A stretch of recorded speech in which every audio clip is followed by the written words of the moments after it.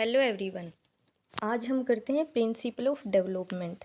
सबसे पहले आइए निरंतरता का सिद्धांत यानी कि कॉन्टिन्यूटी का सिद्धांत।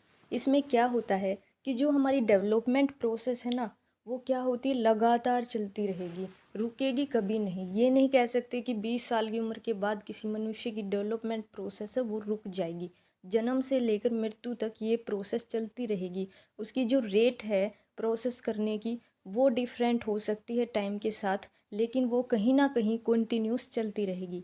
दूसरा हमारा प्रिंसिपल आता है एकरूपता का सिद्धांत। एकरूपता का सिद्धांत क्या कहता है कि डेवलपमेंट करने की जो रेट है वो डिफरेंट हो सकती है टाइम के साथ, लेकिन जो पैटर्न होता है, जो एक क्रम होता है डेवलपमेंट करने का, वो एक समान रहेगा। एग्जाम्पल लीजिए, जैसे एक 3 साल का बच्चा है, वो 3 साल की उम्र में चलना स्टार्ट कर देता है, लेकिन एक दूसरा बच्चा है वो हो सकता है 4 साल का है, वो चलना शुरू करे। यानी कि डेवलपमेंट तो होती है, लेकिन रेट यहाँ पर अलग अलग है, लेकिन जो पैटर्न है डेवलप करने का वो सेम होगा। तो ध्यान रखिए कि जो रेट ऑफ डेवलपमेंट है वो अलग अलग हो सकती है, लेकिन जो क्रम होगा डेवलपमेंट का वो एक जैसा ही होगा। तीसरा हमारा देखिए व्यक्तिक भिन्नताओं का सिद्धांत है। यानी कि हर इंडिविजुअल में व्यक्तिक जो भिन्नताएं होती हैं वो अलग अलग हो सकती हैं। एक कैंडिडेट है वो 15 साल की उम्र में चीज़ें सीखने लगता है, वो विशेषताएं उसमें आ जाती हैं।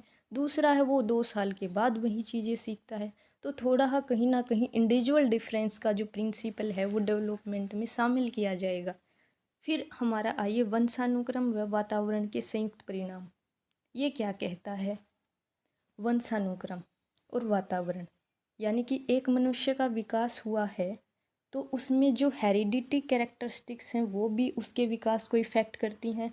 दूसरी ओर जिस वातावरण में वो रहता है वो भी उसको इफ़ेक्ट करती हैं। ठीक है, आगे देखिए आप। फिफ्थ हमारा आता है समग्र विकास का सिद्धांत। समग्र विकास का सिद्धांत क्या कहता है कि किसी भी मनुष्य का टोटल जो डेवलपमेंट होता है वो कैसे होगा। उसमें सामाजिक जो डेवलपमेंट है वो भी शामिल होगा, मानसिक, शारीरिक, संवेगात्मक, ये सारी की सारी चीज़ें हैं वो शामिल की जाती हैं टोटल डेवलपमेंट में। फिर आइए परिपक्वता व अधिगम का सिद्धांत। ये क्या कहता है? ये प्रिंसिपल कहता है कि जो मैचुरेशन होती है और जो लर्निंग होती है वो साथ साथ चलने वाली प्रोसेस है।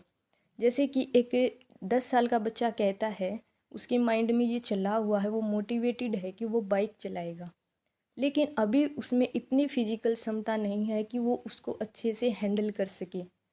तो फिर हम क्या कहेंगे कि उसमें मोटिवेशन तो है उस चीज़ को सीखने का, लेकिन फिजिकल क्षमता नहीं है। यानी कि अभी उसमें वो सीखने की क्षमता नहीं है। तो ये क्या कहता है कि मैचुरेशन आने के बाद ही लर्निंग है वो आती है। तो मैचुरेशन एंड लर्निंग साथ साथ चलेंगी। फिर देखिए principle of development of direction. ये क्या कहता है? इसमें दो चीज़ें इंक्लूड हैं। एक है सेफेलोकोडल सीक्वेंस, एक है प्रॉक्सिमो डिस्टल सीक्वेंस। क्या कहता है कि जो एक मनुष्य का विकास होता है वो सिर से पाँव की ओर होता है। यानी कि पहले सिर बनना स्टार्ट होता है, उसके बाद बाकी शरीर का हिस्सा है वो बनना स्टार्ट होता है। फिर इसके बाद देखिए principle of variation in the rate of growth and development. ये क्या कहता है कि जो रेट है ग्रोथ और डेवलपमेंट की वो क्या होता है, हर स्टेज के साथ चेंज हो जाती है। जब एक छोटा बच्चा होता है 15-20 साल का तो वो कुछ चीज़ें बहुत स्पीड से सीखता है। जब 30 साल का हो जाता है तो उसकी सीखने की जो रेट है, गति है, वो चेंज हो जाती है। फिर वो 50 या 60 साल का हो जाता है तो टाइम के साथ हर अवस्था में मनुष्य की सीखने की क्षमता है, सीखने की जो गति है वो क्या होती है, परिवर्तित हो जाती है। फिर उसके बाद आइए विकास की भविष्यवाणी। आजकल वर्तमान में इतने सारे रिसर्च हो चुके हैं कि वो किसी भी इंडिविजुअल्स की जो रुचियां होती हैं, उसकी अभिरुचि है, वृद्धि है, उसको क्या कर सकते हैं, प्रिडिक्ट कर सकते हैं। फिर आगे देखिए सामान्य से विशिष्टता का सिद्धांत। ये क्या कहता है? एग्जाम्पल लीजिए सबसे पहले इसको समझने के लिए। एक छोटा बच्चा होता है, जब वो छोटा होता है तो अपने पूरे शरीर को यूज करता है किसी भी काम को करने के लिए। जैसे उसके सामने 4-5 चीज़ें रखी होती हैं तो वो क्या करता है, उन पे एकदम से पूरा हाथ डालता है।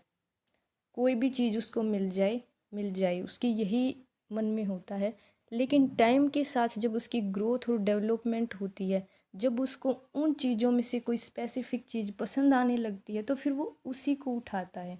तो जो मानव का विकास है वो पहले जनरल टाइप का होता है, उसके बाद उसकी जो स्पेसिफिसिटी होती है वो स्टार्ट होना शुरू हो जाती है। तो ये प्रिंसिपल क्या कहता है? Thank you. अगर आपको मेरी वीडियो अच्छी लगी हो, लाइक करें, सब्सक्राइब करें।